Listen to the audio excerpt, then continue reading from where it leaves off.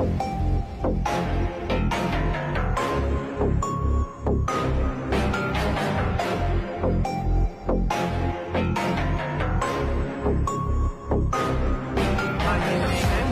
và một mình trốn trong nhà, nhiều lần lại làm tao thấy thêm đồ và lồi lầm với ông già. Người tình ngày nào nay bước theo chồng và tan một giấc mơ hồng. Đành ngần ngồi nhìn em bước qua phà và u phiền ở trong lòng.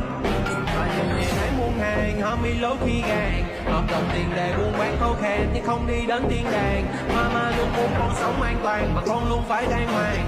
Con biết châu Á da vàng con không thể đâu hàng.